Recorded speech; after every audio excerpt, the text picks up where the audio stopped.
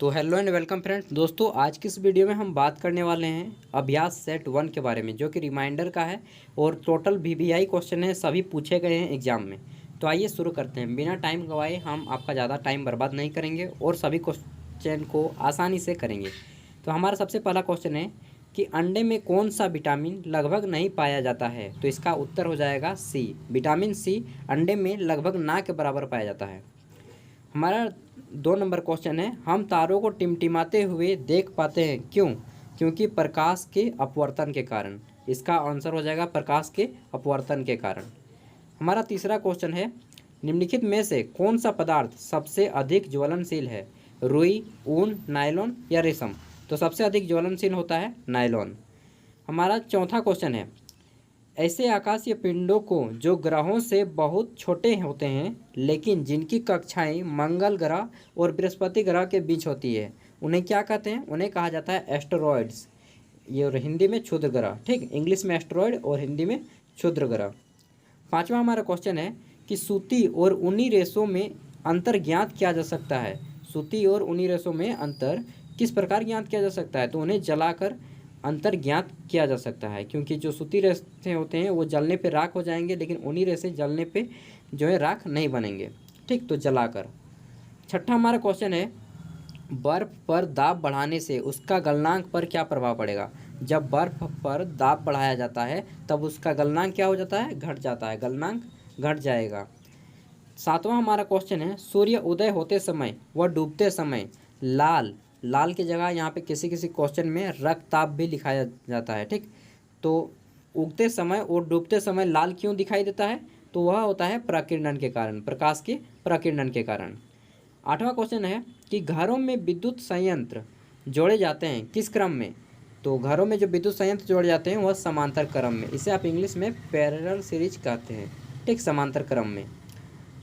अगला 9 number question है कि लोहे में जंग लगना एक उदाहरण है किस प्रकार का? लोहे में जब जंग लगता है तो इसे रासायनिक क्रिया कहते हैं। ठीक, रासायनिक लगना इसका जो उदाहरण है, रासायनिक क्रिया। एक भौतिक क्रिया होता है, एक रासायनिक क्रिया होता है। ठीक, हमारा 10वां क्वेश्चन है कि केतली में, जो केतली होता है जिससे आप चाय पीते हैं दुकान में, केतली में पानी का गर्म होना उदाहरण है किसका? उदाहरण है तो सम्मोहन का।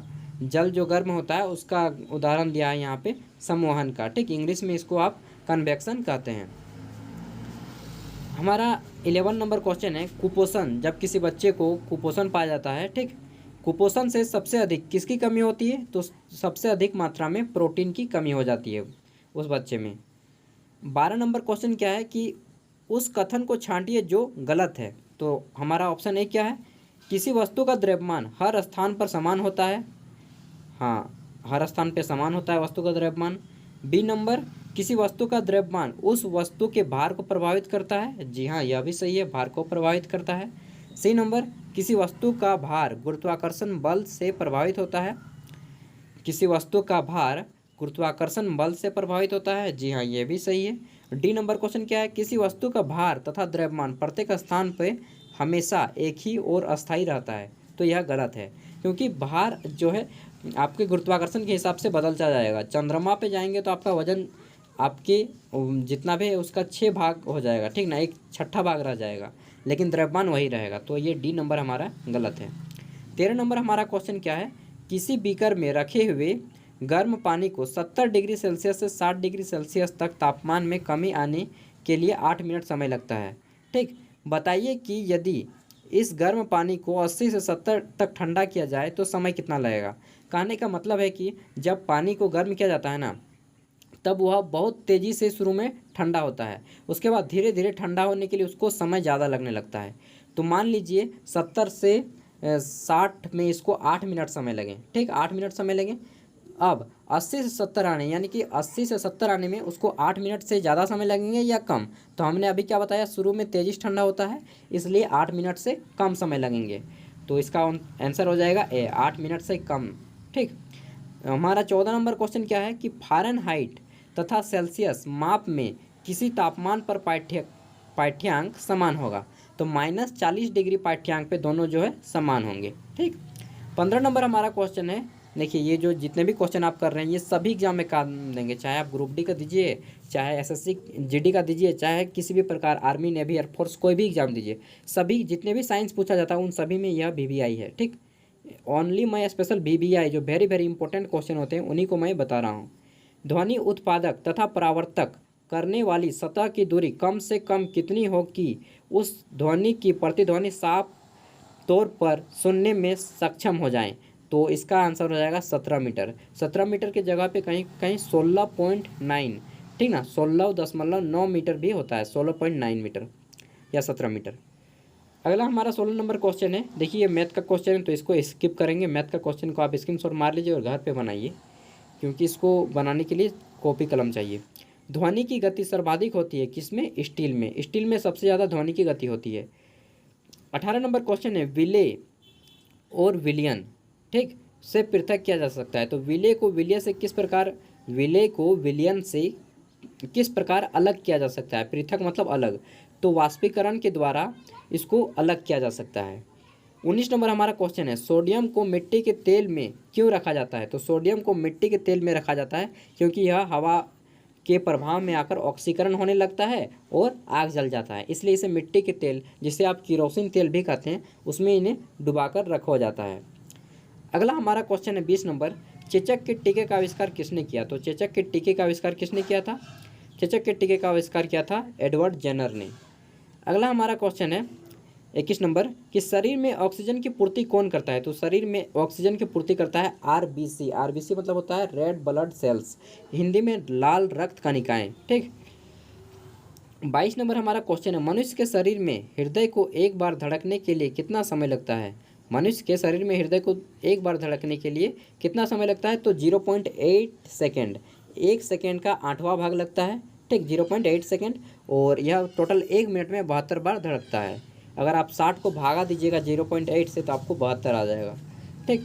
आंत्र ज्वर, जिसे आप इंग्लिश में टाइफाइड बोलते हैं या मोती झर्रा या मियादी बुखार जो भी बोलते हैं, आंत्र ज्वर किसके कारण होता है? ये सभी होता है आपका जीवाणु के कारण, यानी कि बैक्टीरिया। इंग्लिश में जीवाणु को बैक्टीरिया कहते हैं, तो टाइफाइड किसके कारण होता है? जीवाणु के कारण, बैक्टीरिया के कारण, और उस बैक्टीरिया का नाम है साल्मोनेला टाइफी, ठीक, जो बैक्टीरिया होता है, और यह हमारे लीवर आंत को खराब करता है। 24 नंबर हमारा क्वेश्चन है, किसी ऐसे युगल, युगल मतलब पति पत्नी, किसी ऐसे युगल जिसका रुधिर वर्ग, यानी कि मान लीजिए पति या पत्नी का, किसी का ए है तो किसी का बी है, तो उसके बच्चे को कौन सा ब्लड ग्रुप हो सकता है? तो उसके बच्चे को ए बी और ओ, यानी कि चारों प्रकार के ब्लड ग्रुप उनके बच्चे को हो सकता है। 25 नंबर हमारा क्वेश्चन है, निम्नलिखित में से कौन सा एक संक्रामक रोग नहीं है, यानी कि फैलने वाला रोग नहीं है? तो हैजा फैलने वाला रोग है, क्षय रोग यानी कि टीबी भी फैलने वाला रोग है, डिप्टीथीरिया भी फैलने वाला रोग है, लेकिन टिटनेस, जिसे हिंदी में धनु स्तंभ कहा जाता है, यह फैलने वाला रोग नहीं है, ठीक। संक्रामक रोग यानी कि एक व्यक्ति से दूसरे व्यक्ति तक फैलने वाला, तो टिटनेस जो है एक व्यक्ति से दूसरे व्यक्ति तक नहीं फैलता है। 26 नंबर क्वेश्चन क्या है, कि शुष्क सेल में एनोड में क्या होता है? शुष्क सेल एनोड में क्या होता है? तो जस्ता होता है। 27 नंबर हमारा क्वेश्चन है, किस रोग में रक्त का थक्का नहीं बनता? तो किसी अगर व्यक्ति को हीमोफीलिया हो जाता है तो उसके जो है रक्त का थक्का नहीं बनता, उसके रक्त का थक्का बनने में बहुत ज़्यादा टाइम लग जाता है, हीमोफीलिया, ठीक। हमारा 28 नंबर क्वेश्चन है, निम्नलिखित यानी कि निम्नलिखित में से विटामिन B1 कौन सा है? तो विटामिन B1 किसे कहा जाता है? तो विटामिन B1 कहा जाता है आपका थायमिन को, ठीक, जिसे आप विटामिन बी भी बोलते हैं। विटामिन ए को मालूम है आपका रेटिनॉल, विटामिन बी को थायमिन, विटामिन सी को एस्कॉर्बिक एसिड, विटामिन डी को कैल्सीफेरॉल, विटामिन ई को टेकोफेरॉल और विटामिन के को थियोक्विनिन कहा जाता है। अब आगे पढ़ते हैं 19 नंबर। तो 19 नंबर है हमारा कि ग्रहों को उसके उपग्रहों के अवरोही क्रम में सेट करें, यानी कि बढ़ते क्रम में। किस ग्रह का सबसे ज़्यादा उपग्रह है? तो शनि के कुल कितने ग्रह हैं? उपग्रह हैं शनि के हैं 82, 82, ठीक, सॉरी 82 या 81 है, इसको आप देख लीजिएगा। उसके बाद बृहस्पति के 79 है, ठीक, यानी कि 79। उसके बाद वरुण के 14 हैं, मंगल के आपके कितने हैं? मंगल के हैं 2। तो ये जो हो गए। अब हम आगे बढ़ते हैं। पृथ्वी का विषुवतीय व्यास लगभग कितना है? तो पृथ्वी का विषुवतीय व्यास 12,756 है, लेकिन यहाँ पे राउंड फिगर में 12,750 दिखा रहा है, कहीं पे 56 भी लिखा होगा। तो पृथ्वी का विषुवत व्यास कितना है 12,750 या 12,756। 31 नंबर, पृथ्वी पर दो स्थानों के अनुदैर्ध्य का अंतर 15 डिग्री है, उनके स्थानीय समय में कितना अंतर होगा। तो जब ऐसा क्वेश्चन पूछा जाए तो उसको 4 से गुना कर देना है, तो 15 चौके 60 मिनट यानी कि 1 घंटा समय में अंतर होगा।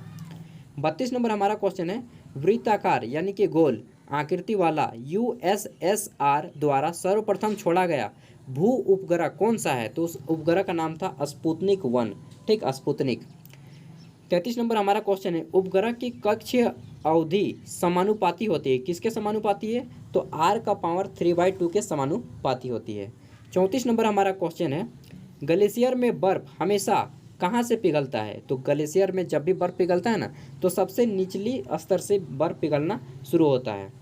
35 नंबर हमारा क्वेश्चन है कि 20 kg के द्रव्यमान को जमीन के ऊपर उठाया जाता है। तो यह मैथ का क्वेश्चन है, इसलिए इसको हम स्किप करेंगे और आगे बढ़ेंगे। 21 नंबर देखिए, ये फोटो देख लीजिए, ए और बी के स्थान पर कौन कौन से उपकरण लगाए जाएंगे। तो ए के स्थान पे आपका एमीटर और बी के स्थान पे आपका वोल्ट मीटर लगाया जाएगा, ठीक। हमारा 37 नंबर क्वेश्चन है कि लाई डिटेक्टर यंत्र से सूचना मिलती है। लाई डिटेक्टर यंत्र से किसकी सूचना मिलती है। तो शरीर में नाड़ी या श्वसन की गति में हो रहे परिवर्तन की सूचना मिलती है। इसे झूठ या सच पता लगाने की मशीन भी कहा जाता है, लाई डिटेक्टर को, ठीक। शरीर में नाड़ी या श्वसन में जो गति हो रही है उसके परिवर्तनों को बताता है। 38 नंबर क्वेश्चन है, किसी अक्रिय गैस जिसे आप इंग्लिश में इनर्ट गैस भी कहते हैं या फिर नोवेल गैस भी कहते हैं, कि बृहत्तम कोश में कितने इलेक्ट्रॉनों की संख्या होती है। तो उनके बराह कोशों में जो सेल होते हैं उनकी संख्या होती है 8, ठीक, 8 इलेक्ट्रॉन होते हैं उनके बराह कोश में। 39 नंबर क्वेश्चन है, 39 नंबर, प्रकाश संश्लेषण प्रक्रिया के लिए अनिवार्य कच्ची सामग्री क्या है। तो प्रकाश संश्लेषण प्रक्रिया के लिए क्या क्या लगता है पौधों को, पेड़ पौधों को लगता है कार्बन डाइऑक्साइड लगता है यानी कि CO2, जल लगता है यानी कि H2O, सूर्य का प्रकाश लगता है और क्लोरोफिल लगता है। तो उपयुक्त सभी, इनमें से सभी का उपयोग होता है। 40 नंबर हमारा क्वेश्चन क्या है कि मायोसिन एक प्रकार का प्रोटीन होता है। मायोसिन प्रोटीन कहाँ पाई जाती है। तो यह जो हमारे पेशी होती है ना, मसल्स, उनमें पाया जाता है मायोसिन प्रोटीन। 41 नंबर क्वेश्चन है, यदि 100 वाट, तो ये तो मैथ का क्वेश्चन है तो इसको स्किप करेंगे। 3 या 4 क्वेश्चन आपके प्रत्येक एक सेट में 50 में मैथ क्वेश्चन आएगा, तो मैथ के क्वेश्चन को हम स्किप करेंगे, उसको आपको खुद से करना है घर में। परमाणु सिद्धांत के जन्मदाता कौन है। तो जॉन डाल्टन जो है परमाणु सिद्धांत के जन्मदाता माने जाते हैं। हमारा 43 नंबर क्वेश्चन है 43 कि वायुमंडल में 1 डिग्री सेल्सियस तापमान घट जाता है कितनी मीटर की ऊंचाई जाने पर। तो यदि आप वायुमंडल में 165 मीटर की ऊंचाई जाते हैं तो आपका 1 डिग्री सेल्सियस तापमान घट जाता है, ठीक। 165 मीटर की ऊंचाई जाने पर आपका 1 डिग्री सेल्सियस टेम्परेचर जो है लो हो जाता है। 44 नंबर क्वेश्चन क्या है, किसी समजातीय श्रेणी के यौगिकों के 2 क्रमागत सदस्यों के बीच -CH2 का अंतर रहने पर उस श्रेणी को क्या कहते हैं, उसको कहते हैं समजातीय श्रेणी, ठीक। अगला हमारा क्वेश्चन है 45 नंबर 45 नंबर, कोलाइड का उदाहरण है। कोलाइड का उदाहरण माना जाता है, क्या क्या माना जाता है, धुआं माना जाता है, ठीक। चीनी का शरबत नहीं माना जाता है, पीतल भी नहीं और गोंद भी नहीं माना जाता है। धुआं को जो है कोलाइड का उदाहरण माना जाता है, एक एग्जाम्पल है कोलाइड का। 46 नंबर क्वेश्चन है कि गैस से भरे एक जार में, मान लीजिए कोई भी एक जार है और उसमें एक गैस भरा है और उसके अंदर एक गुलाब का फूल डुबवा दिया जाता है और फिर जब उसको उठाया जाता है गुलाब के फूल को, तो गुलाब का फूल जो है लाल गुलाब का फूल है मान लीजिए, तो वह रंगहीन हो जाता है। तो बताइए कि गैस के जार में, उस जार में कौन सी गैस भरी है। तो उस जार में जो है क्लोरीन गैस भरी है, क्योंकि क्लोरीन गैस जो होता है ना किसी भी रंग को उड़ा देती है, ठीक। तो रंग उड़ाने के लिए क्लोरीन का भी उपयोग किया जाता है, इस बात को ध्यान रखिएगा। 47 नंबर क्वेश्चन, मनुष्य जो सामान्य मनुष्य होता है, सामान्य स्वस्थ मनुष्य, उसका रक्त दाब यानी कि ब्लड प्रेशर कितना होता है। तो उसका ब्लड प्रेशर होता है सिस्टोलिक, ऊपर वाले जिसमें 120 होता है उसको सिस्टोलिक बोलते हैं और नीचे वाले को डिस्टोलिक। तो 120/80 होता है, सिस्टोलिक डिस्टोलिक का अनुपात होता है 120/80 एक सामान्य व्यक्ति का ब्लड प्रेशर। हमारा 48 नंबर क्वेश्चन है, पायरोमीटर क्या है। तो पायरोमीटर क्या है, सौर विकिरणों को मापने का एक यंत्र है, ठीक, पायरोमीटर। 49 नंबर देखिए, उसके बाद हमारा 50 अंतिम क्वेश्चन होगा। आइंस्टीन के समीकरण E = mc² यानी कि सापेक्षता का सिद्धांत, ठीक, में सी से क्या तात्पर्य है? तो सी जो है किसकी गति है? सी प्रकाश की गति मानी जाती है। ठीक, ये क्वेश्चन अक्सर रिपीट होता है। 50 नंबर हमारा क्वेश्चन आ रहा है, गर्म पानी जिसमें अधिक मात्रा में नमक मिला हो, गर्म पानी जिसमें अधिक मात्रा में नमक मिला हो, उसमें पीड़ित पाँव की सूजन को, स्वेलिंग को, जब किसी आदमी का पैर फूल जाता है जिसे आप सूजन बोलते हैं, तो उसको कम करने के लिए इस प्रकार की जो घटना की जाती है, गर्म पानी में अधिक मात्रा में नमक मिलाकर उसके पीड़ित के पाँव को डुबोया जाता है, उससे सूजन कम हो जाती है। इस घटना को क्या बोलते हैं? तो इसको बोलते हैं ऑस्मोसिस। क्योंकि जब आप गर्म पानी में फूले हुए सूजन आए हुए पैर को डालते हैं तब वह जो है आपका सूजन घट जाता है, तो इसको बोलते हैं ऑस्मोसिस की क्रिया।